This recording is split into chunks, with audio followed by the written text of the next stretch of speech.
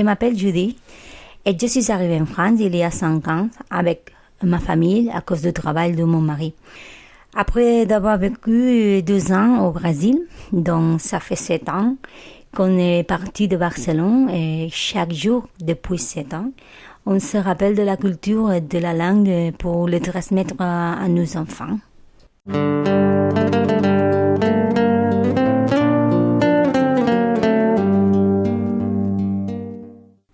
L'une des traditions catalanes, le plus importante de l'automne, est la fête de Toussaint.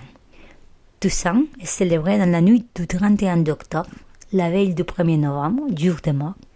Pour les Catalans, il est de tradition de préparer un repas où les desserts typiques sont le panellet, accompagné de traditionnels châtaignes. Ce ne sont pas de marron, car c'est impossible pour nous de le différencier, et de patates douces au four, deux produits à consommer tout au long de l'automne.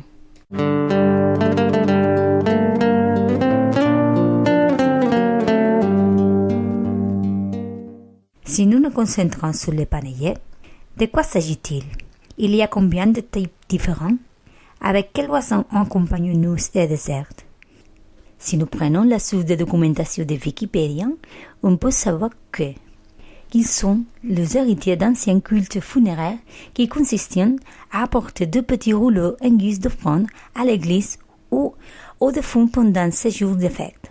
De plus, le fait qu'ils soient des aliments de longue durée le lie au concept d'éternité et de souvenir de mort.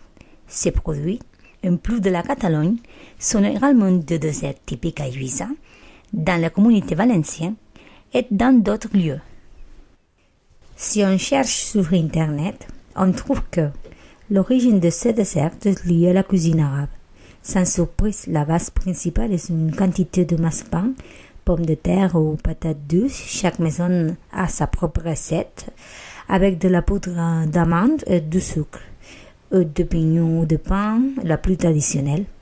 Nous faisons des panellets avec du pignons de pain, des amandes, du café, de la noix de coco, des coins, du sirop de la grenadine, du chocolat et autant de types que l'imagination nous permette, bien que les traditionnels sont ceux de pignons de pain. Les panellets, nous les mangeons ensemble en famille ou entre amis. Nous les accompagnons du bon vin doux, comme un muscat en général.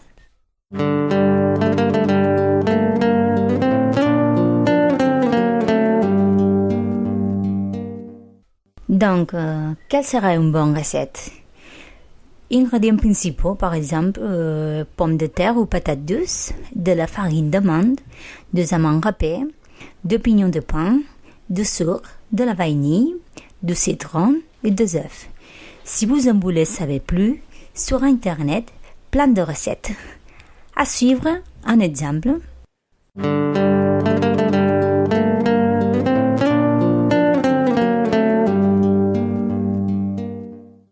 Des ingrédients pour 50 panellettes environ. 400 g de la poudre d'amande, 400 g de sucre, 150 g de pommes de terre bouillies ou de patates douces, poignettes, 16 de citron, 2 œufs, finalement 100 g de pignons de pain ou d'amandes hachées, de quoi, de pépites de chocolat, de cerises confitées, de café ou ça que vous voulez.